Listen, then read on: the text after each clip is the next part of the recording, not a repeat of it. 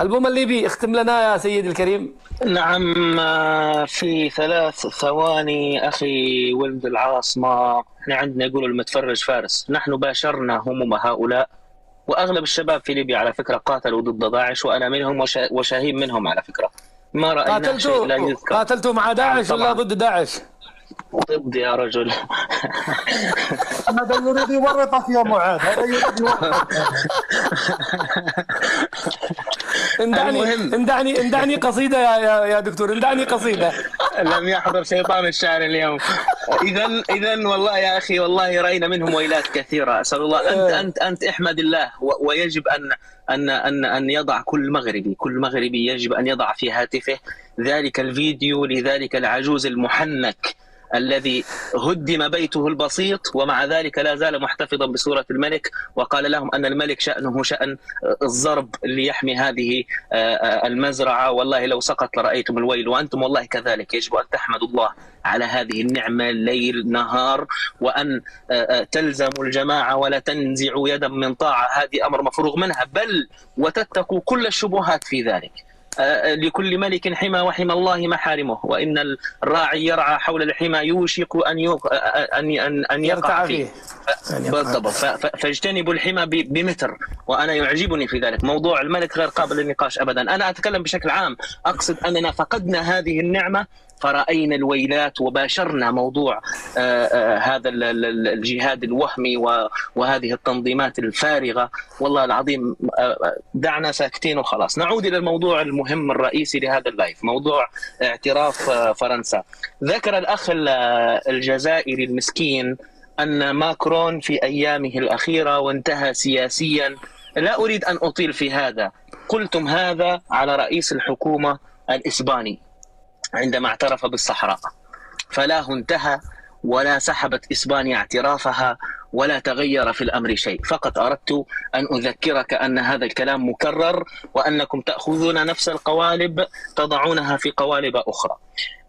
لماذا اعترفت فرنسا؟ أعتقد أنه لم يجب أحدا جوابا أعجبني إلا ولد العاصمة أمس، قد أصيغه بطريقة أخرى.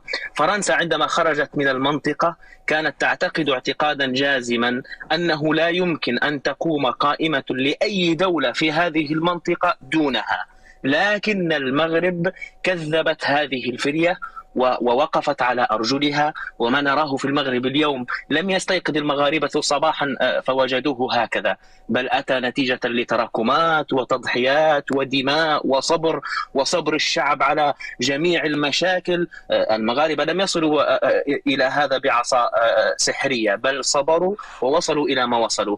فرنسا أصبحت ترى أن المغرب قد خرجت مما كانت تعتقده أنها لن تستطيع أن تقوم دونها. أصبحت لديها كلمة على الأقل دبلوماسية، على الأقل في المنطقة، عندما تحتضن ملف مهم ساخن مثل الملف الليبي وتنتزعه من أمريكا ومصر وتونس والجزائر وألمانيا وإيطاليا، ويترك الليبيون كل هؤلاء ويجتمع الفرقاء في المغرب. فهذا أنا أعتقد أنه انتصار ساحق للدبلوماسية المغربية. فرنسا لا تتجاهل هذه الأشياء. فعندما وصلت إلى نقطة أن المغرب خرجت فعليا عن أحلام فرنسا بأنها لن تقوم من دون فرنسا، قامت بما قامت به الوزغة التي جاءت تنفث النار على إبراهيم.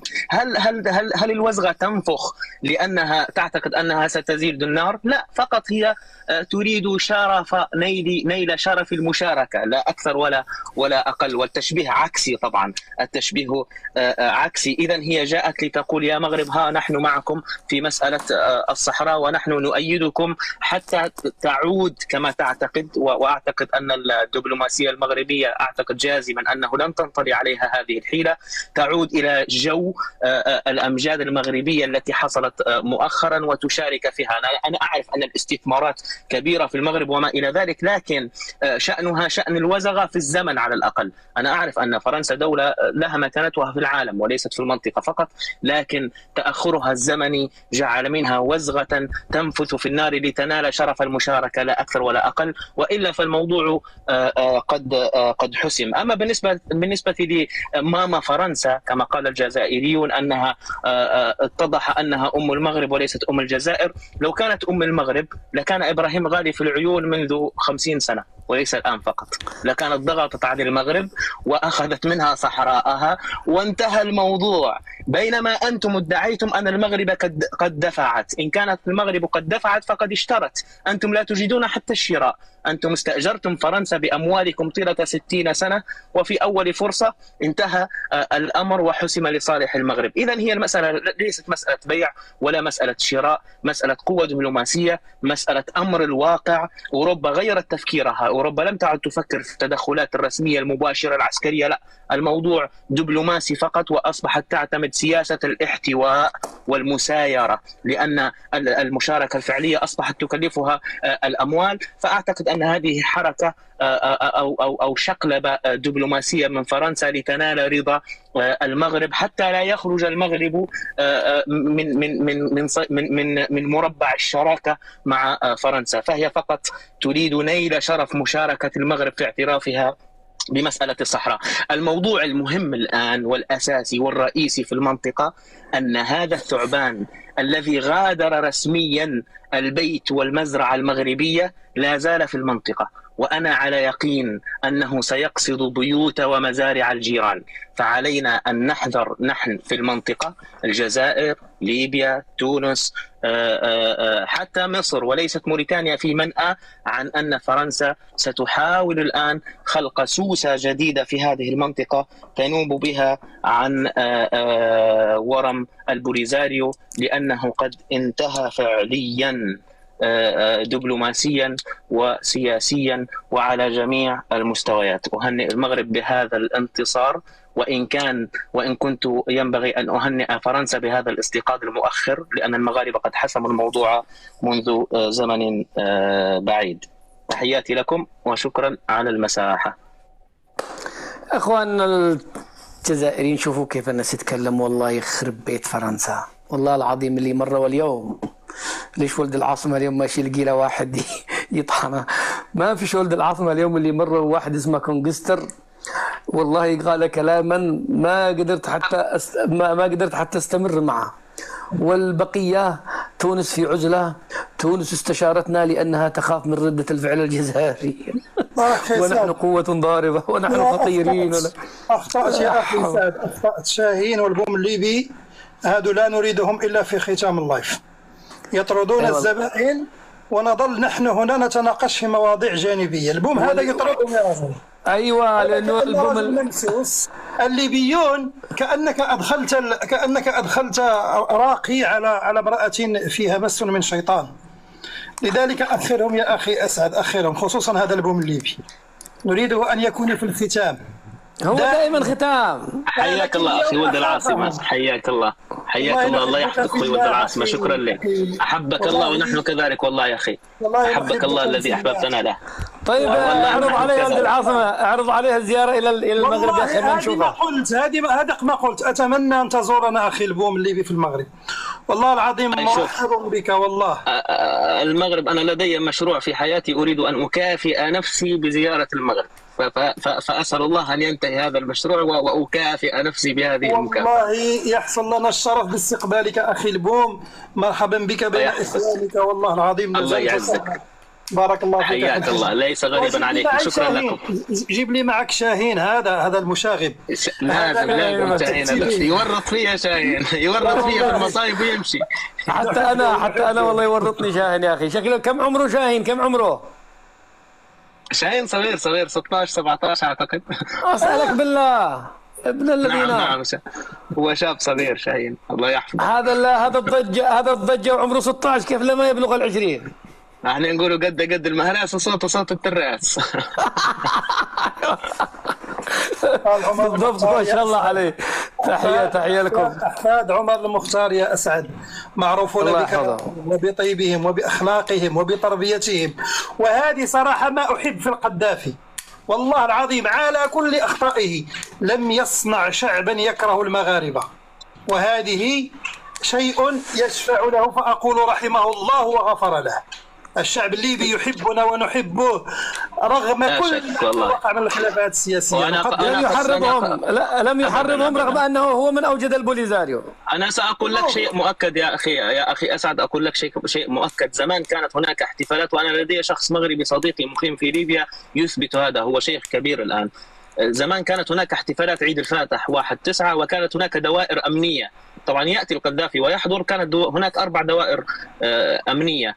الدائرة الأولى يسمح فيها لجميع الناس، الثانية الثالثة، المهم الدائرة الأخيرة يسمح فقط للليبيين بالدخول فيها والمغاربة، وأنا أشهد الله عز وجل على ذلك، لا يدخلها إلا إن كنت ليبيا أو مغربيا فقط، مع أنه في ذلك الوقت على الخلاف المشهور بينه وبين المغرب، وهو يتحدث عن المغرب دائما بخير على فكرة، حتى في كتاباته، حتى أنه من ضمنها قال يتحدث عن اللغة العربية، قال لا تأتيني رسائل فيها لغة عربية محكمة إلا من المغرب فقط، وهذا ليس غريبا عن المغرب طبعا. بالله عليك. نعم قال هكذا. والله هذا فيديو سأبحث عنه وأرسله لك. قال حتى اللغة العربية ضائعة عند الحكام العرب، ولا تأتيني رسائل متقنة عربيا إلا من المغرب فقط، هكذا ذكر بالحرف الواحد. فكما قلت لك، نحن طبيعتنا نعترف بكل شيء، صريحين جدا، نحن بطبيعتنا الليبيين صريحون جدا جدا. والله من أروع ما خلق الله. وأنا هنا أيضا أسجل الذي أحاول أنه يقول النساء المغربية الليبيات، للأمانة أنتم مثلنا يعني متزمتين زيادة. أنا والله عشت مع الليبيين هنا 2009 و10 و11 و12، داخلتهم وعرفت المبكبكة وعرفت الأمور مستفة والنعجة مكتفة، عرفت أمثالهم وأغانيهم وأكلهم كل شيء. ما عمري رأيت ليبيا يعني هكذا تركيبتهم مثلنا، يعني منعزلين تماما. هناك مثل سمعته في أحد النقاشات، كان أحد الإخوة يناقش حول حركة النهضة التونسية ويقول بأنها حركة إسلامية إلى غير ذلك، فقال له أحد الإخوة: يا أخي، صوفية ليبيا أكثر تشددا من الإخوان في تونس. فلما بحثت فعلا في الموضوع أجد سبحان الله صوفية ليبيا وحتى حتى الإخوان المسلمين في ليبيا يعني محافظون لدرجة في المسائل العقيدة ومسائل التوحيد تجدهم سلفيين جدا جدا، مثبتين بالأصول في مسائل العقيدة ومسائل التوحيد. وهذه الله يديم المحبة يا أخواننا والله العظيم. بس لو نحن نستطيع جميعا. شوفوا يا ولد العاصمة ومعاذ، ربما أنتم من العقلاء، كان المفترض رجل وكفى يكون معكم يا جماعة. يعني إحنا ممكن كذا يوم نفتح لايف يوجد فيه ليبي ومغربي وجزائري، وأنا متأكد سأجد الليبي وسأجد التونسي وسأجد الموريتاني وسأجد المغربي، لكن صعب جدا اني الاقي جزائري يتصالح مع نفسه ويجي كذا نعمل جو مغاربي كذا جميل. والله ما الاقي، والله ما الاقي، انا متاكد ما الاقي. مستحيل. شوفوا في تعليقات يقولوا جزائري، لا ما بيسمع، لانهم للاسف عبئوهم. ما ادري يا اخي معاذ وانت ولد العاصمه، بس من دقيقه لا تزودوش الكلام، لو قس اختم. الاخوه الجزائريين هذول هل نتعامل معهم كضحايا أم كجناه؟ لأنه من ناحية نقول هذا مسكين من يوم ولد رضعوه هذا الفكر، الكراهية والحقد والمروك والكذا والمغاربة، وأحيانا تقول هذا عمره 50 يا أخي، إذا لم يفهم عمره 50 كيف سنتفاعل معه؟ من دقيقة لكل واحد فيكم، هل نتعامل معهم كضحايا أم كمجانين أم كعقال متحملين مسؤولياتهم وماذا يقولون؟ والله أنا ما عدلت، أحيانا يبقى في الحال منهم. والله لا أعرف أخي أسعد، ولكن ما أؤكده لك أنك لا تتعامل مع المرضى النفسانيين، أنت تتعامل مع ضحاياهم، أنت تتعامل مع ضحايا المرضى النفسانيين، وهي الحكومة الجزائرية مع قابلية للأسف من الشعب الجزائري، مع توفر سهولة وصول المعلومة اليوم لا أعتقد أنهم قد يعذرون بهذا. لكن أنا أنتظر من الحكومة الجزائرية شيء واحد، أن تسحب السفير الجزائري كما فعلت مع إسبانيا عندما اعترفت بالصحراء. الجزائر سحبت سفيرها في إسبانيا، فننتظر سحبه من فرنسا. شكرا لكم والسلام عليكم. وعليكم السلام. يا ولد العاصمة خلني أقول لك بحاجة قبل ما تتكلم. لكن شوف أقول الأخ قبل أن نذهب أخي البوم، هم سبق وسحبوا السفير الفرنسي من باريس ووضعوه في موناكو التي هي تابعة لفرنسا مدة 4 أسابيع وعاد. يعني قد يفعلوها صراحة. هذه ليست سحبة، هذه حضن. هذه عطلة. ولد العاصمة أنا شفت ولد الجلفة أرسلوا لي الشباب مقطع بكرة سنفتح عليه ندردش شوية في الشرعي TV في لايف. يصف المغرب، أقسم لكم بالله يعني تناقض عجيب جدا. قال لا غرابة أن فرنسا تتقارب مع المغرب، فكلاهما قوتين استعماريتين. شوف والله العظيم يقول هكذا، يصوركم على أنكم بنفس حجم، يعترف أنكم بنفس تأثير فرنسا، كلاكما مستعمر وكلاكما يحتل وكلاكما يستعمر وكذا، يعني وضعك مع فرنسا في نفس الكفة. ورجع في نفس اللايف في نفس الحلقة قال هو أصلا شوفوا المغرب ضعيفة، هي فقط تصرف، هي صرفت، هي أعطت فلوس، وتونس عفوا الجزائر عندهم شوية مشاكل وهكذا، فالمال المغربي المدنس، ولا الدولة ضعيفة. والله في نفس الدقيقة تصوروا، وغدا سنناقش هذا الأمر، نخلي أبوه لايف تبوني تموتوا من الضحك من ابن الجلفة. تحياتي لك ولد العاصمة، عندك شيء؟ هي بالعكس الجزائر استفادت من ارتفاع أسعار الغاز بعد الحرب الأوكرانية. الرجل يعني أتى بنقيض الواقع. لكن شوف أنا أقول لك على التعامل مع الجزائريين، السؤال الذي طرحت قبل أن تختم. شوف أخي سعد، أنا أميز بين الجزائري والتبوني صراحة، مع العلم أن أغلب الشعب الجزائري هو تبوني لكن ليس كله. لكن هنا في التيك توك بالخصوص نحن نعلم يقينا بل بأدلة بعض المرات أننا نتعامل مع مخابرات عبلة، لا نتعامل مع مواطنين عاديين، وناس يتلقون التعليمات بالهواتف. ولو أرسلت لك رسائل التهديدات التي تصلني بالعشرات والمئات يوميا شيء غريب جدا. لكن أنا أقول ربما هناك أمل في الجزائر الذي يعيش في الجزائر في الصحاري وفي القرى والجبال بعيدا عن وسائل الإعلام الجزائرية، ربما يكون فيه خير.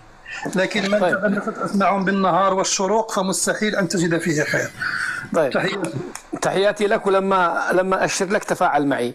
وأنا قبل أن أختم يا ولد العاصمة، أنا أعرف أنه من البارحة نالك من السب والتهجم بسبب موقف البارحة بسببي. سامحني، أنا أعتذر منك أخي بما بدر من إخوانك المغاربة الذي تجنوا عليك بسببي أنا، وهذا إن دل على شيء فإنما يدل على أنه لا تقذف في هذا إلا هذه كالشجرة المثمرة. اعذرني. وهذا أيضا اعتذر الأخت المهرة، الأخت المختة وصفت بأنها تشم الحشيش وتشرب الخمر. أساءوا إليها مغاربة يلومون السب في منصتي، وهم نزلوا في أختهم المغربية سب، والله العظيم ما أقوله أنا في عدوتي لو أن لي عدو هناك ورأيت زوجته ما قلت في هذا الكلام، فما بالك أن أقوله في أختي. والله قالوا فيها كلام، هي مرأة تحسست، لكن أنت كالصخرة التي تتكسر عليها حبات البرد، لن تتأثر بهم جدا، لكن تلك مرأة وتتأثر. سامحني أنت والمهرة وكل المغاربة، وملككم على عيني وراسي، الذي يسيء لملككم يسيء لي أنا، والرموز مصانين كلهم هنا عندي في المنصة. هذا فقط. وغني لنا يا بنت الناس. شوف أنا أقول لك شيء. أنت تعلم بأن لدينا في المغرب أيضا مؤلفة قلوبهم، هؤلاء الذي يدفع لهم الكبرانات الأموال مقابلة أنهم يهاجمون المغرب. ياك أتعلم هذا جيدا. وتعلم أيضا ذاك الذي لا أدري ذكر اسمه، الذي قبل مدة تكلم وقال أنك تسب المغاربة، في حين أنه لا يتوقف عن الطعن في أعراض المغربيات صباح مساء. أرسله الكراغلة مؤخرا وقالوا له لابد أن تدق مسمارا بين أسعد الشرعي وولد العاصمة. فتخيل هذا الذي هو فكره انفصالي يسب كل شيء مغربي ويتجنى لدرجة أنه يفتح لايفات يقول للجزائريين الرباط بدون ماء، الدار البيضاء ومراكش بدون ماء، طنجة لا يوجد فيها ماء. هذا الرجل جاءني يرتدي نحوس الضأن على قلوب الذئاب وينصحني: يا أخي ولد العاصمة، أنت مغربي، كيف أن تكون في منصة يمني يطعن في الملك؟ هذا الرجل، أنت قامة مغربية ومكانك منصة كبيرة مغربية تدافع فيها عن ملكك ومقدساتك. أنا استغربت، أقول إبليس جاءني يدعونني إلى دين الله، هذه مسألة جديدة علي. أنا استغربت صراحة، قلت لعل الرجل تاب، لكن أنا ما تماهيت معه في خطابه، وكان يريد الإيقاع بي ليدخل معه في نقاش ثنائي ويأتي إلى منصتي ويملأها إلى غير ذلك. فلما رأى أن الأمر لن يصل فيه إلى شيء فتح منصته مرة أخرى وسب كل شيء، وسبني أنا أيضا. لا، وأكثر من هذا، سب الجزائريين، قال لهم يا أغبياء لا تتقنون طريقة الدفاع، شوفوا هؤلاء العياشة كيف يلتفون حول رموزهم وأنتم عندكم ضمير في تيك توك، كان عليكم. شوف الخبث بغباء. ولكن شوف يا سعد، من احتك بالكراء أنا أخاف عليه، من احتك بالتبونيين يصيبه من غبائهم. فهذا الرجل رغم أنه مغربي للأسف لقد أصابه جزء من غبائهم، واعتقد أن بهذه الطريقة سيوقع بواد العاصمة. أقول له كما قال الشاعر: ليس بعشك فادرجي وما هكذا تولد الإبل.